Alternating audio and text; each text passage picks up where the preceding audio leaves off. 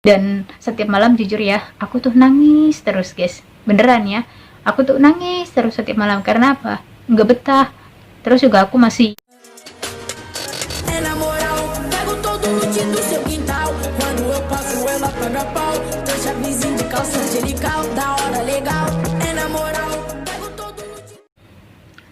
Halo teman-teman, selamat siang semuanya. Welcome to back my channel. Ketemu lagi di videonya aku, Dianes Formasa. Dan di video kali ini aku mau sharing sama kalian semua ya guys ya, tentang berbagi pengalaman pertama kali aku datang ke Taiwan gitu guys ya. Tentunya rasanya itu nggak betah, rasanya itu takut, rasanya itu gimana. Tentunya kalian juga pasti ya punya pengalaman yang kayak gimana gitu guys ya. Apalagi aku ini kan non ya, aku nggak punya pengalaman kerja ke luar negeri, apalagi ke Hong Kong, ke Singapura. Aku tuh nggak pernah guys ya, kerja ke Jakarta aja aku nggak pernah, aku nggak pernah kerja kemana-mana, dan aku juga nggak pernah kerja apa-apa. Dan pertama kali aku memutuskan ngerantau, ya inilah negara pertama kali aku tuju, Taiwan. Sebenarnya sih bukan Taiwan tujuan aku, tapi karena keluarga lebih senang aku kerja di sini, jadi ya udahlah terpaksa gitu guys ya, aku ke Taiwan gitu guys ya. Karena apa ya, sebenarnya karena aku pengen apa ya, pengen merubah nasib gitu guys ya. Sebenarnya dalam hati itu aku bener-bener takut banget gitu guys ya. Takutnya kenapa? Karena aku ini non, takutnya nanti aku bisa beradaptasi enggak gitu guys ya, bisa bahasanya enggak, terus betah atau enggak, gimana orang sananya gitu guys ya. Jadi terus pertama aku terbang itu tanggal 28 Agustus 2014. Itu pertama kali aku terbang dari Indo. Nah, terus teman aku itu semuanya itu dapat jobnya itu di Taipei. Aku sendirian dapatnya di Tainan. Jadi dari Taipei aku diterbangin lagi ke Kaohsiung. Nah, sampai di Kaohsiung aku dijemput sama apa ya? Sama supir travel gitu guys ya, yang biasa antar jemput orang gitu guys ya. Terus di situ aku tidur di sebuah apa ya, kayak ya kantor lah gitu guys ya. Tentunya kalian juga pasti tahu tidurnya itu kayak apa gitu. Di situ kita tidur kayak pindang gitu guys ya, tanpa alas gitu guys ya. Jadi kita tidurnya itu cuman ya kayak pindang aja gitu guys ya. Bantalnya pasti jaket gitu guys ya, baju gitu guys. Itu di situ aku cuman apa ya, semalam. Paginya aku dijemput lagi. Nah, pas aku dijemput itu aku disuruh medical dulu. Setelah aku di medical, aku dibalikin ke kantor gitu guys ya. Jadi di situ aku ketemu agensi aku gitu guys. Nah, kata agensi aku bilangnya apa ya, karena majikan kami itu hari ini tuh Sabtu ya, waktu itu tanggal 29 itu hari Sabtu. Nah, majikan kamu ada di rumah, jadi nanti aku cepat-cepat nganterin kamu ke sana. Jadi waktu itu aku langsung dianterin ke majikan aku ya. Majikan aku ngomong sama agensi aku tentang kerjaan aku di situ. Terus aku dicatat di lembaran gitu guys ya, jam segini aku bangun, jam segini aku kerja, jam segini ini, jam segini itu diatur jadwalnya di situ gitu guys. Dan untungnya alhamdulillah majikan aku tuh sangat baik banget gitu guys ya. Jadi mereka apa ya, memaklumi bahwa dimana aku ini non nggak bisa bahasanya, dengan pelan-pelan mereka mau ngajarin aku gitu guys ya. Dan tentunya juga sebelum kita di sini juga kesini juga pastinya kita juga belajar bahasa di PT-nya gitu guys ya. Tapi belajar bahasa di PT sama kenyataan di sini itu bener-bener beda guys ya, beneran. Jadi kita belajar di PT-nya itu kayak gini ya, nyampe di sini tuh bahasanya tuh beda lagi gitu kan ya. Terus juga kitanya kayak gini diajarin, semua di PT pasti ada diajarin, tapi beda dengan di sini bahasanya, apalagi nadanya gitu guys ya. Jadi setiap kata itu beda-beda nadanya gitu guys ya. Nah, untungnya aku belajar di Indo itu kan bahasa Koi ya, tapi di sini majikan aku dapatnya bahasa Koi gitu guys ya. Ya kakek aku itu apa ya, bahasa Koi ya, ngertinya nggak ngerti bahasa Thai. Jadi aku itu kan nggak terlalu ribet banget. Bedanya kalau kita kan di Indo kan jarang banget ya diajarin bahasa Thai ya, semuanya tuh Koi KB ya. Terus nyampe di sini tuh kan ada yang dapat nininya itu apungnya atau amaknya bahasa Thai, itu kan repot gitu guys ya. Masalahnya tuh kayak gitu gitu guys ya.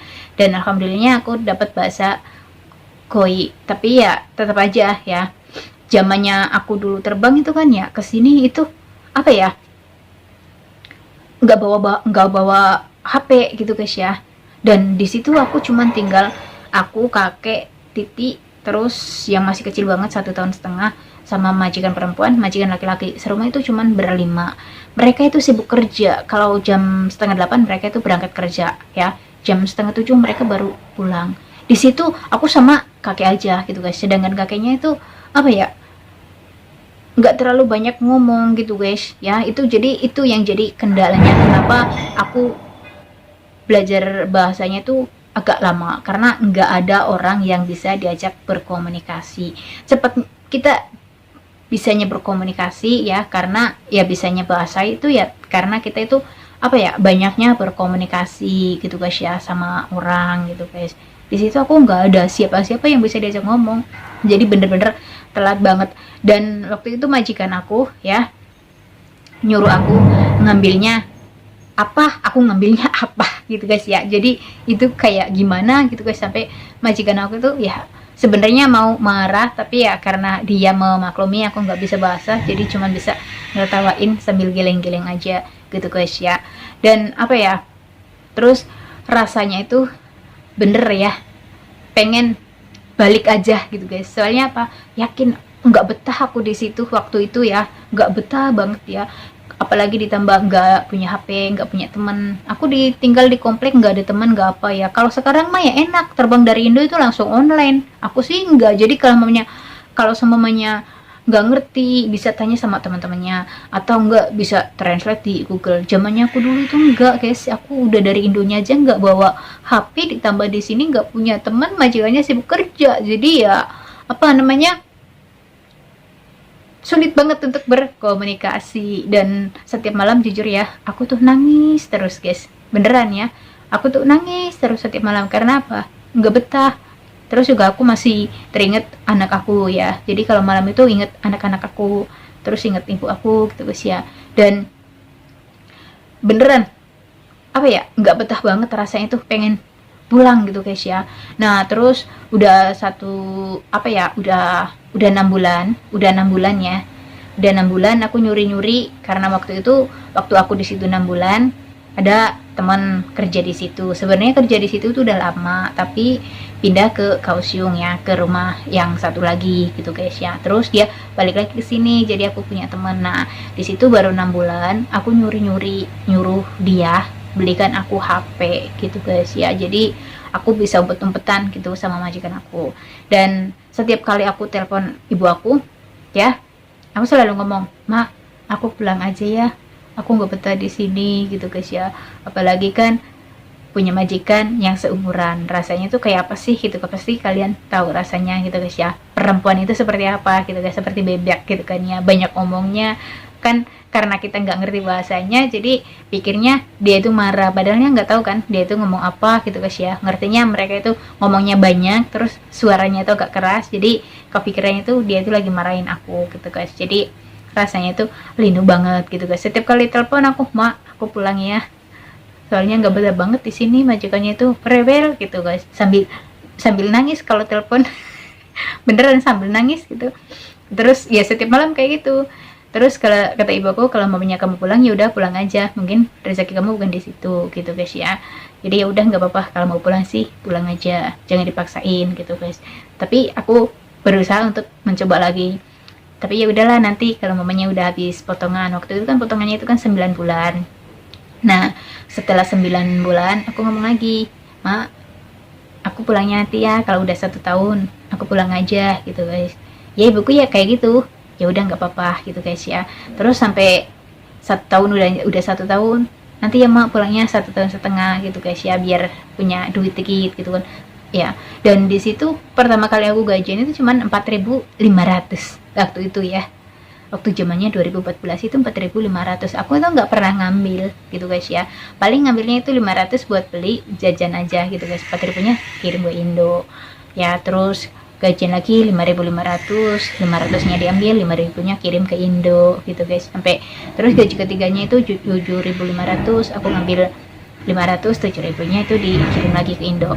Pas nyampe 1,5 tahun ya, aku udah ngerasain di situ baru betah gitu guys ya.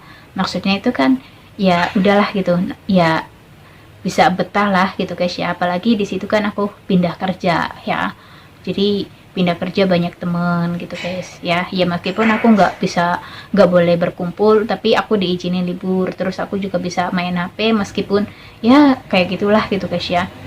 Ya yang membuat aku nggak betah pengen pulang ya karena aku non gitu guys ya, nggak bisa bahasanya, terus aku juga nggak punya pengalaman apa apa, ditambah di situ nggak ada temennya, di situ nggak ada HP-nya, jadi rasanya itu kayak bener-bener jenuh banget gitu guys ya. Sampai akhirnya aku memutuskan untuk apa ya, pindah ke tempat lain gitu guys ya. Jadi kayak gitulah pengalamannya aku ya, pertama kali datang ke sini tuh dengan bahasanya itu yang membingungkan buat aku ya, nggak ngerti banget ya gitu. Jadi kayak gimana, apalagi non nggak ngerti bahasanya, pengen banget cepet pulang gitu guys ya. Oke, aku rasa cukup sekian dan terima kasih, kurang dan lebihnya aku mohon maaf ya guys. Dan apa namanya, buat teman-temanku semuanya yang udah selalu dukung channel aku ucapin terima kasih banyak ya. Dan kita jumpa lagi ke video berikutnya.